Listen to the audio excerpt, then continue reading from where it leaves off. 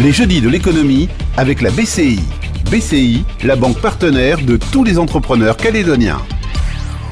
Bonjour à tous, ce sont les jeudis de l'économie Radio Rythme Bleu. Agissons solidaires tenait hier soir une réunion d'information à Ducos pour informer les travailleurs indépendants de l'avance des discussions après 10 mois de mobilisation sur la réforme du RUAM. Et nous en allons en parler avec les invités qui sont avec moi sur ce plateau. Nicole Moreau, la présidente de la CPME, le président de l'UDP Jean-Louis Laval, Christophe Ramadi qui est le président du syndicat des rouleurs du BTP et Stéphane Yoto, vice-président de la CCI. Bonjour à tous les quatre. Bonjour. Bonjour. Et merci d'avoir accepté notre invitation. Alors première question, je vous pose à vous, Nicole Moreau, ça vous semblait important à ce moment-là d'informer les travailleurs indépendants sur le déroulement du processus, parce qu'on sait que la loi est votée, mais qu'il y a une demande de deuxième lecture qui a été faite. Oui, je pense que c'était très très important, même si la date n'a pas été très bien choisie, parce qu'on arrive aux fêtes de Noël, donc les gens pensent à autre chose. Mais bon, il était important de faire savoir aux travailleurs indépendants ce qui était en train de se passer, où on en était, et pourquoi. Alors qu'est-ce que vous leur avez dit exactement, Stéphane Yoto? Quels ont été les messages qui ont été passés? On a fait un petit fil historique en fait. On a rappelé les conditions de la création de la commission spéciale sur le RUAM. On a rappelé les 7 réunions qui se sont déroulées sous cette égide. On a expliqué aussi pourquoi ça s'était arrêté abruptement un certain jour.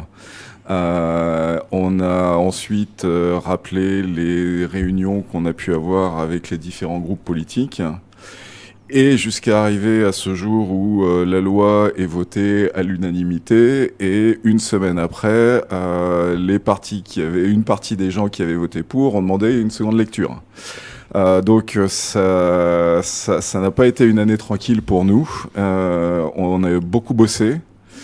Et aujourd'hui, on fait un constat un petit peu amer dans le sens où on n'a pas eu l'impression d'être très écouté. Vous partagez ce sentiment, Jean-Louis Laval. Les choses ont bien avancé, vous avez beaucoup travaillé, mais finalement, elles n'ont pas abouti comme vous le souhaitiez? Non, jusqu'à présent, elles n'ont pas abouti à tout ce que l'on voulait, mais je rappelle également que cette réunion que nous avons eue hier, publique, eh bien, était aussi pour rappeler à tous les travailleurs indépendants, à tous les entrepreneurs, que nous étions toujours là et que malgré que il y avait quand même des phases où ils étaient au courant de ce qui s'est passé, mais malgré tout, qu'on travaillait toujours sur le dossier et qu'on était reçus, comme a dit M. Stéphane Yoto, dans les réunions et tout, et qu'on participait à tout. Et donc, où je rejoins Stéphane, c'est que véritablement, nous sommes déçus quand même, parce qu'il y a eu énormément de travail, et peut-être pas assez d'écoute, et je pense que nos propositions aussi n'étaient pas, à mon avis, elles n'étaient pas écoutées et pas prises au sérieux. Ouais. On va revenir sur cette question-là et sur cette deuxième lecture. Avant cela, Christophe Ramadi, les uns et les autres l'ont déjà rappelé, il y a eu beaucoup de travail effectué, donc il y avait un besoin d'explication, de clarification auprès des salariés, auprès des travailleurs indépendants. Vous les sentez encore mobilisés sur la question et toujours inquiets, ou est-ce que finalement ils se disent il y a une sorte de fatalité qui s'est installée? On a fait cette petite réunion pour bien expliquer, parce qu'en fin de compte, vu que c'est très confidentiel ce qui se passe au Congrès, tous nos adhérents ils ne sont pas sur la même longueur d'onde que nous. C'est pour ça qu'on a préféré faire cette petite réunion pour bien expliquer avec mon langage aussi, pour qu'ils comprennent bien qu'on était là, ce qui se passait. Et quand je leur ai posé la question s'ils étaient tous prêts à se mobiliser, s'il y avait un passage en force ou quoi que ce soit, ils sont tous d'accord pour nous suivre. D'accord, donc vous les sentez encore très intéressés, évidemment, et très mobilisés le cas échéant. Ah oui, sans problème. Alors revenons sur ce texte qui a été adopté, vous l'avez rappelé, Stéphane Yoto, par les élus du Congrès, et puis il y a eu cette demande de deuxième lecture. Qu'est-ce qui s'est passé pour que les auditeurs comprennent bien? Parce que, si je résume rapidement, mais peut-être que vous pourrez donner plus de détails, après l'adoption de cette loi, il y a les décrets d'application pour fixer un certain nombre de mesures complémentaires, si j'ose dire, qui sont pas précisées dans la loi, et notamment les taux de cotisation. Est-ce que c'est ça qui a coincé? Est-ce que c'est ça qui a surpris tout le monde? Et est-ce que finalement, la loi qui a voté n'était pas suffisamment précise? Oui, Stéphane Yoto. En fait, je pense qu'il y a eu je vais être gentil, on va dire, il y a eu une incompréhension. Nous, on s'est mobilisés en début d'année, on a créé Agissons Solidaires parce qu'une loi allait passer. On rappelle que Agissons Solidaires, c'est le syndicat des rouleurs du BTP, les 3 chambres consulaires et les 3 organisations patronales. Voilà, je referme la parenthèse. Oui, pardon, merci. Parce que aujourd'hui, le constat, il est clair, il est contesté par personne. On a un déficit structurel de la CAFAT autour de 8 à 10 milliards. Donc il est là et il faut trouver des solutions. On voulait faire peser sur l'intégralité de ce déficit sur les travailleurs indépendants avec des hausses de cotisations qui n'étaient pas tenables. Nous, on nous a dit, OK, proposez des choses. On a proposé des choses. Et on arrive à la fin où on s'aperçoit que notre système de santé qui est très généreux et qu'il faut absolument défendre, en fait, le texte de l'éveil océanien proposait encore de nouvelles prestations, de nouveaux droits. Et c'est là où on a dit, attention, il y a un vrai risque. Ces nouveaux droits qu'on donne, combien ça coûte ? Comment on va faire pour... Notamment la question des arrêts maladie. Notamment la question des arrêts maladie. Et ce qu'on dit quelque part, c'est que pourquoi se précipiter ? Et ça faisait partie de la charte de création initiale de la commission spéciale, c'était de prendre le temps d'évaluer ce que coûtaient les décisions. Ça n'a pas été fait. C'est ça nous, on est là pour sauver le système. On n'est pas là pour dire on veut pas payer. On est tous d'accord pour dire on veut bien payer un peu plus, à chacun selon ses moyens, mais on peut pas faire n'importe quoi. Et là, avec ce texte, on a eu l'impression que c'était la porte ouverte à n'importe quoi, parce que, et alors, vous savez, ça a donné lieu à cette fameuse bataille des chiffres entre la CAFAT, Agissons Solidaires, les loyalistes, etc. Avec des études d'impact, etc., etc. Ah ben non, c'était des études d'impact au doigt mouillé, faites par les uns et les autres. On a besoin d'un peu de sérénité, on a besoin d'un peu de temps, on a besoin de chiffres fiables avant de se précipiter, de faire n'importe quoi. Le RUAM, c'est trop important pour qu'on fasse n'importe quoi. Alors, on ne va pas revenir sur les 10 mois de mobilisation. On a bien compris qu'ils étaient importants pour vous, qu'il y avait du travail de fait. Mais qu'est-ce que vous attendez maintenant, Nicole Moreau ? Comment vous voyez les choses évoluer ? Qu'est-ce que vous attendez ? Est-ce que vous discutez avec les élus ? Est-ce que la deuxième lecture va permettre de modifier des choses allant dans votre sens ? Où est-ce que vous en êtes ? Pour l'instant, on a plus de son, plus d'image. On ne nous contacte pas. On ne sait pas très bien quand est-ce qu'il y aura la deuxième lecture. Pour l'instant, c'est même pas au programme du Congrès. Donc, on ne nous contacte pas, alors que nous, on continue à se voir toutes les semaines pour travailler et pour essayer d'avancer. Mais voilà, on n'a plus de... la commission spéciale s'arrête le 31 décembre. Donc après, il va falloir trouver un autre endroit pour pouvoir discuter avec les politiques et surtout avec M. Toukouboli, parce qu'il faut quand même qu'ils se rendent compte qu'il y a un gros problème. Les taux sont inacceptables, c'est pas possible. Alors les taux, on les rappelle, c'est combien le taux ? C'est 13,5% d'augmentation. On devrait tous être à 13,5%. Tous à 13,5%. Alors que pour l'instant, c'est entre 5 et 7, et c'est une augmentation. Et 9. Et ça, Christophe Ramadi, c'est vraiment un point dur pour vous, la question du taux ? À l'heure actuelle, il y a beaucoup qui échelonnent leur RUAM, rien qu'avec le taux actuel. Mais avec l'augmentation qui a été voulue, c'était inadmissible. On met la clé sous la porte. C'est juste pas la peine, quoi. Jean-Louis Laval, sur cette question du taux, de ce que vous attendez peut-être aussi des discussions à venir, parce que deuxième lecture, ça veut dire que les choses peuvent bouger encore. Donc si on part sur le taux, il est évident qu'on s'est déjà battu dès le départ sur ce taux. Un taux fixe à 13,5, c'est insupportable. Et également, ça a été proposé d'une manière tellement brutale que ça nous a quand même fait un choc. Ensuite, pour la continuité de travail sur ce dossier, nous, à l'UDP, nous espérons quand même, et Agissons Solidaires, nous espérons que nous allons continuer. Et il faudra bien quand même trouver une porte de sortie, soit peut-être que le gouvernement aussi prendra peut-être en charge ce dossier. Parce que ce dossier devrait quand même être abordé dans sa globalité du service de santé. Et non pas s'arrêter que sur une augmentation des taux et qui aurait permis s'appuyant sur les travailleurs indépendants et qui aurait sauvé le RUAM. Ça ne sauvait pas du tout le RUAM. Hein. Il ne faut pas se leurrer non plus. Hein. Stéphane Yoto. Oui, le point que soulève Jean-Louis est important, c'est qu'en fait, ce sur quoi on a travaillé, ça n'est pas la pérennité du système, c'est un financement ad hoc pour répondre à une situation critique. La pérennité du système, c'est la réforme du système de santé, qui est encore plus importante dans son ampleur et dans sa globalité qu'une simple discussion sur les taux ou une simple discussion sur un financement ponctuel du RUAM, le temps d'eux. Nicole Moreau. Il faut quand même rappeler que tout à fait au début de la commission spéciale, personne n'avait pensé aux dépenses de santé. Or, il nous semblait quand même important qu'on puisse savoir quelles économies on pouvait faire dans le cadre des dépenses de santé avant de même appliquer un seul taux. Stéphane Yoto. 2 chiffres, je les ai donnés hier soir et ils sont parlants. L'année dernière, les dépenses de santé étaient de 74 milliards. Le budget pour l'année prochaine, c'est 78 milliards. C'est-à-dire que le temps de cligner les yeux, on a pris 4 milliards. Alors c'est ça qui est difficile dans ce dossier, parce que là on parle évidemment de la réforme du RUAM, mais on sait qu'il impacte les résultats de la CAFAT, enfin tout est lié, et on a l'impression aujourd'hui que quand on prend un thème qui concerne la CAFAT de près ou loin, les réactions se font en cascade en quelque sorte, et dès qu'on touche d'un côté, ça impacte d'autres systèmes. Est-ce que c'est ça qui rend le travail compliqué selon vous ?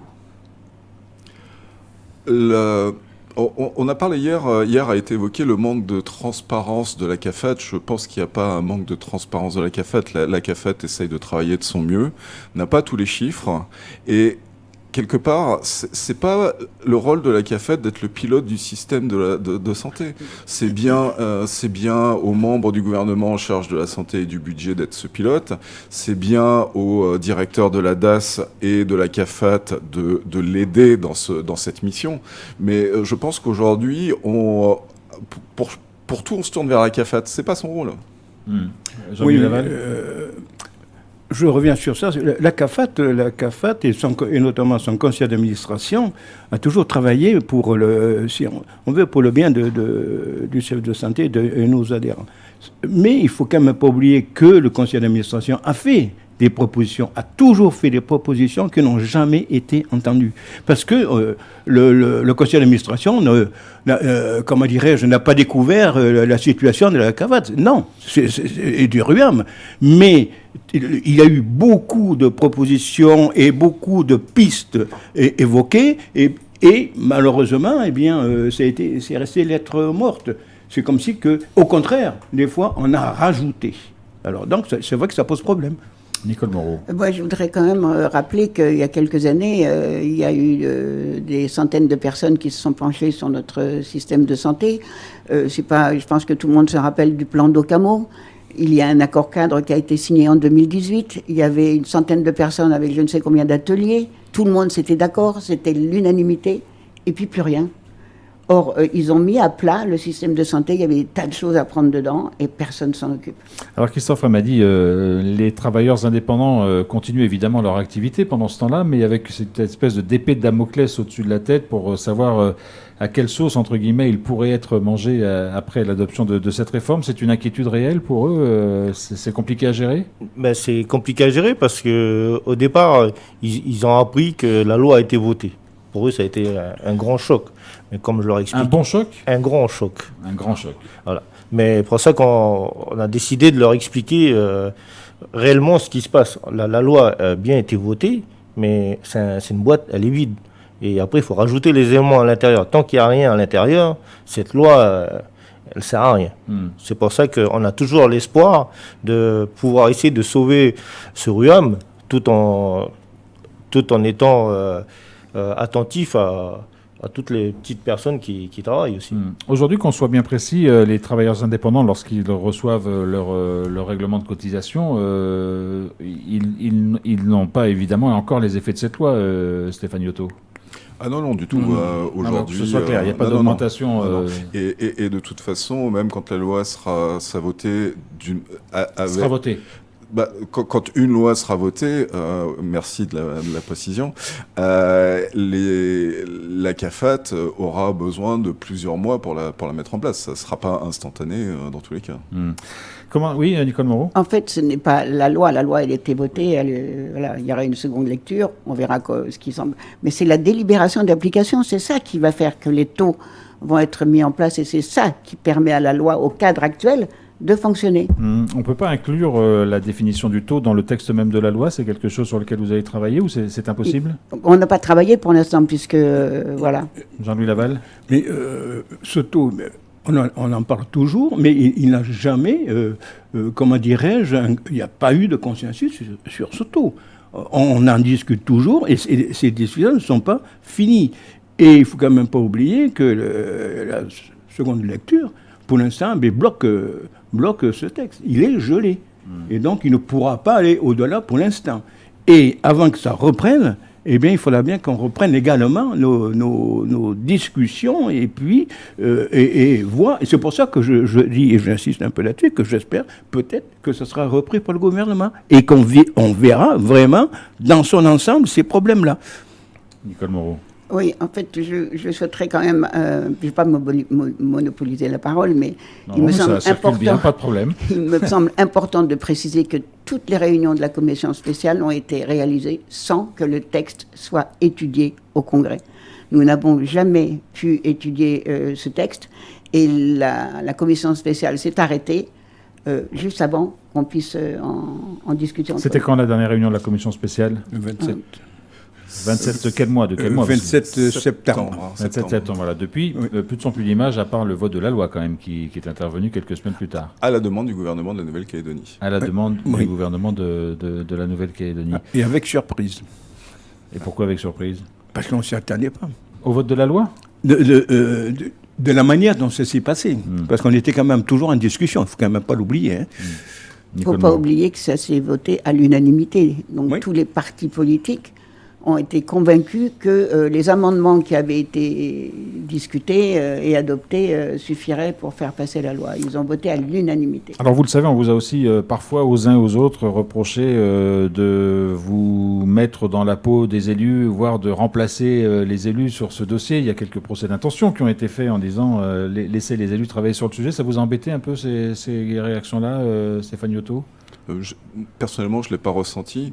Après, si je veux être ironique, j'ai l'impression de mieux connaître le dossier qu'un certain nombre de nos élus, et pourtant, ce n'est pas mon rôle et je ne suis pas payé pour. Christophe Ramadi, là-dessus Exactement pareil. Ouais. Je suis d'avis avec Stéphane Yoto. Est-ce que vous allez reprendre une initiative, puisque vous le dites vous-même, il n'y a pas d'inscription pour l'instant sur le Congrès pour savoir quand aura lieu cette deuxième lecture? Est-ce que vous repensez à une mobilisation en début d'année? Est-ce que vous pensez à quelque chose? Est-ce que c'est des pistes sur lesquelles vous travaillez, que vous étudiez, ou est-ce que pour l'instant vous laissez venir? On n'arrête pas de travailler dessus. Bien sûr que on va se regrouper, on va, avec Agissons Solidaires, se revoir et définir notre prochaine action, nos prochaines actions, et devoir peut-être changer quelques réglages pour pouvoir œuvrer d'une manière peut-être plus active et puis pouvoir mettre au courant toutes les personnes et tous les travailleurs indépendants de ce qui se passe. Parce que peut-être que la communication a été bien faite, mais peut-être qu'il y a eu moyen de tenir au courant des avancées de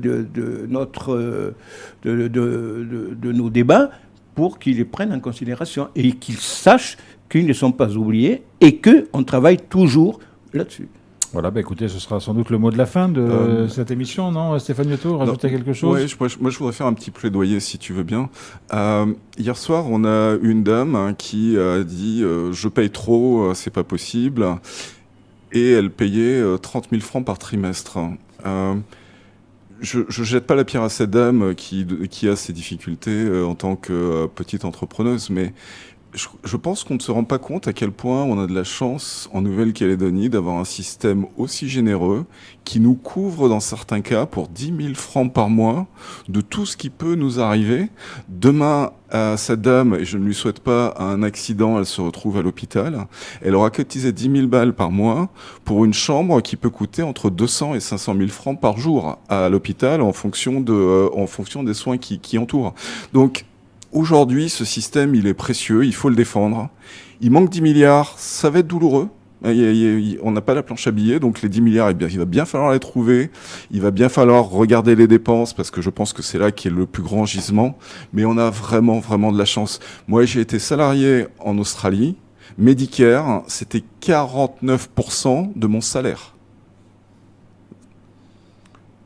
Voilà, des chiffres qui parlent. Merci en tout cas à tous les quatre d'être venus sur les plateaux de Jeudi de l'économie pour faire un peu le point sur l'évolution de ce dossier, en attendant évidemment que soit fixée la date de cette seconde lecture, et j'imagine qu'il y aura des propositions qui seront faites de part et d'autre. On aura l'occasion d'en reparler. Merci à tous. Et puis évidemment, cette émission... Oui, Jean-Louis Laval, un mot pour conclure. Seconde lecture ou pas?